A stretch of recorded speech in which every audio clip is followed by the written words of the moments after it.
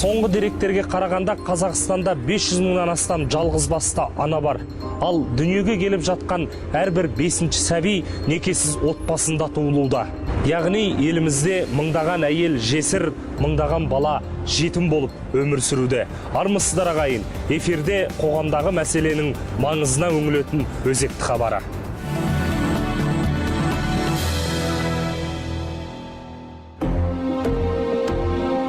Балдар білмейді ажырасып кеткенімізді. Ішетін адамдар көп болды да, сонымен тұра алмадық 2 ай. 2012-де апрель айында келдім. Жолдасым осы жерде жұмыс жасады. Сонымен ол соңғы кезде үйге көп келмей кетті, ауылда жүргенімізде. Гүлжазира Қыдырбаева 5 баласы бар, жалғызбасты ана. Астана қаласында жалдамалы пәтерлерді паналап жүр. Сонымен соның несінен келдік, арқасынан қолап келгенбіз, күйеуімнің. Сөйтіп квартира іздеп жүріп, бармаған жеріміз қалмады. Жер үйлерге де барып жатырмыз. Жер үйдің барлығы сол, без детей, қайқа барсаң да без детей, баласыз аламыз дейді. От силы бірақ бала болу керек дейді. Общежитияға сол жерден орын алдық. 1 бөлмені алдық. Енді ол жерде баламенен қабылдады, 4 баламенен. 2 ай тұрдық ол жерде. Сол жерде өңкей ер адамдар болды тұрған, ол жерде де.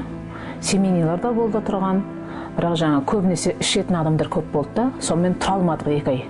Жатақхананың тынымсыз түндері Гүлжазираны тағы да пәтер іздеуге мәжбүрледі. Барлық жердегі баспана қожайындары баласыз отбасын ғана пәтерге тұрғызамыз деген шарттары бар. Сөйтіп жүргенде жөндеу жұмыстары аяқталмаған 2 бөлмелі пәтер табады. Сонымен жаңа черновой үй шыққаннан кейін сол жерге жарайды, аламыз деді.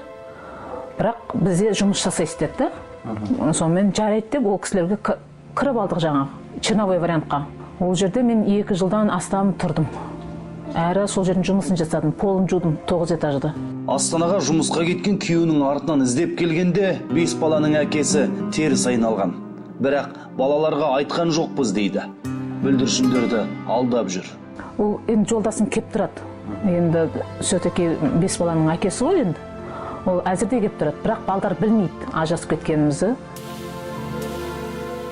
Үйді сатам дегеннен кейін май айында шығып кеттік ол жерден. Сөйтіп осы пәтерді таптым. Сонымен ұлдар алдым қасыма. Сол келген жыл бірақ 2012-ден бастап менің қызым, үлкен қызым, 51-ші мектепке 1-ші сыныпқа барды. Оның артынша мына қызым барды. Биыл барып отыр 1-ші сыныпқа. Үсенова Әлия өзі биыл 4-ші сыныпқа дейін мен сыныбында 4-ші жыл оқып келеді.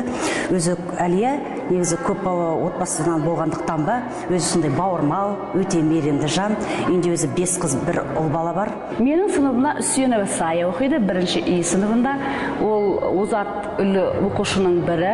Көп бала отбасынан шыққан, отбасында 5 бала. Жағдайының төмендігіне байланысты мектеп формасын да аламады. Тек қана еркін формамен бізде Үсенова Сая ғана келеді. Қалғандары мектеп формасымен келеді. Қалалық мектептерде аз қамтылған отбасылар мен көп балалы жанұяларда тәрбиеленіп жатқан оқушыларға тегін жол жүру билеті берілетін. 2015 жылға дейін. Қалалық мәслихаттың шешімімен 2016 жылдан бастап бұл көмек тек аз қамтылған отбасыларына бөлінетін болды. Балдардың несін алып тастап отыр, прайзойын. Ол да әжептәуір ақша. Мен балдарым мектептен тыс қосымша сабаққа барады, оқушылар сарайына. Енді ол екеуінің орталығына прайзной керек бізге. Жаңағы ең төмен отбасы деген болады екен, соған документ тапсырыңыз деді. Оған барсам, жаңағы квартальный пособие алатын жерден барып тапсырады екен, ол жерге барсам, ол жердегілер деді, сіз ол жерге ондай неге не алмайсыз, жатпайсыз, өйткені сізде алимент бар. Мен өзім 3-ші топ мүгедекпін. Сізде 3-ші топ мүгедегіңіз бар. Сосын кейін балдардың льготы бар. Қосқан кезде сіздікі асып тұр дейді. Бұл жағдайда ол кісі көп балалы отбасы статусы да бар. Ол бойынша ол мемлекеттен жәрдемақы алады. Одан бөлек ол кісі аз қамтылған отбасы болып танылу керек. Негізінде ол кісінің кіріс көзі есептелуіне, өйткені ол кісі алимент алады күйеуіне. Үйге кіретін кіріс көзінің барлығы есептеледі ғой. Сондықтан ол кісіде мынау ГЦВП дейміз ғой, сол жердегі есептеулері бойынша ол кісі аз қамтылған отбасына жатпайды. Гүлжазираның екі қызы осы білім ордасында оқиды. Бұл Астана қаласының нөмір 51 мектебі.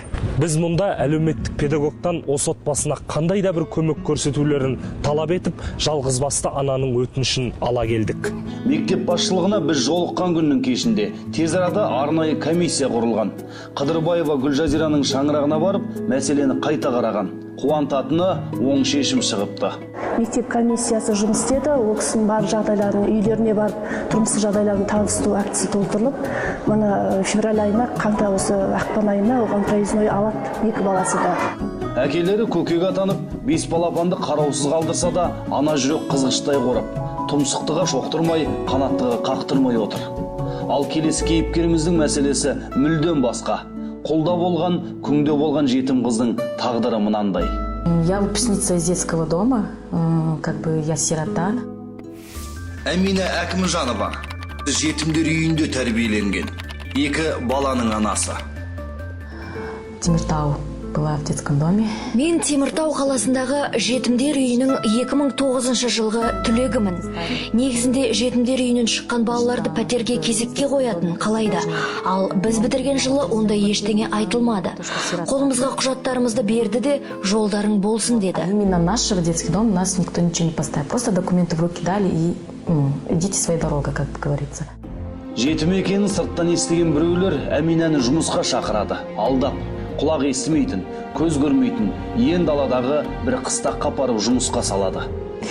Там надо работать, коров доить, сиыр сауып керек. Ол жерде жұмыс істеу керек болдым, тамақ ішу үшін. Мені құлдыққа апарған барған соң ғана түсіндім.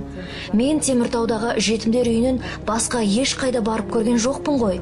Қой, сиырды көргенде тіпті басында шошитынмын. Вот это все, скот, вот это все видела, у меня шок был. Әмина қыстақта барлық жұмыс істеді. Тамақ жасады, сиыр сауды. Бір сөзбен айтқанда отымен кіріп, күлімен шықты. Бірақ көпке шыдамады. Ночью убежала, все документы свои собрала. Түнде барлық құжаттарымды қолыма алып қашып кеттім. Жолды да білмеймін, жүгіре беріппін. Таң атып қалған кезде тас жолға жеттім. Бірінші кезіккен көлікті тоқтаттым. Ішінен формадағы адам түсті. Мен сол кезде қалай қуанғанымды білсеңіз ғой. Ол кезде менің бетім көкерген, ісіп кеткен, жабайы адамға ұқсап кеткен болатын түрім. Я на него накинулась. Ой, бай, помогите, помогите. У меня, правда, было лицо все избито. Жетім қыздың тағдыры ары қарай басқа арнаға бұрылды. Далада оны тауып алған ауыл учаскесінің полицейі үйіне ертіп апарады. Біраз уақыт сол үйді күнелтеді. Үлкен отбасы екен. Кейін сол үйдің келін атанады. Сол үйдің үлкен ұлына жар болды. Әулеттің ақсақалы өмірден өткен соң, Әминаның күйеуі ішімдікке салынып, жиі-жиі қол жұмсайтын болады. Ол шаңырақты да тастап кетуге мәжбүр болдым дейді жетім қыз. 2 ұлын жетектеп, Қарағанды қаласына келеді. Была проблема большая, очень, мне негде было жить. Менің қалаға келгендегі ең үлкен мәселем балаларыммен тұратын жерім болған жоқ. Біраз мекеменің табалдырығын тоздырдым, балаларымды арнайы интернатқа тапсырдым. Барып тұрам, сенбі, жексенбі күндері алып кетем өзіммен бірге. Әкімшілікке жүгінгенімде жетімдер үйінен шыққан балаларға арналған жастар үйі деп аталатын жатақханадан орын алдым. Әминаның жағдайын түсінген жандар көмек қолын созды. Бірі баспана мәселесін шешіп берсе, енді бірі жұмыспен қамтуға бағыттаған. 6 жастар тәжірибесі бойынша мемлекеттен айлық алып, би мектебінде мұғалім болып істеді.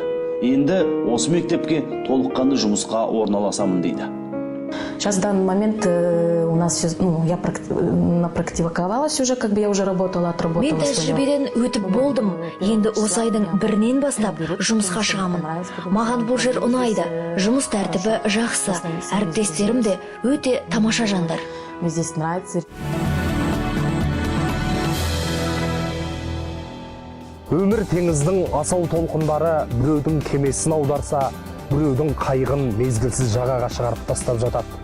Біз әр кейіпкеріміздің ауыр мұңнан арылуына сәл болсын септігімізді тигізсек, бұл өзекті бағдарламасының мойнын алған бір мақсатының орындалғаны деп біліңіздер. Келесі кездескенше аман сау болайық.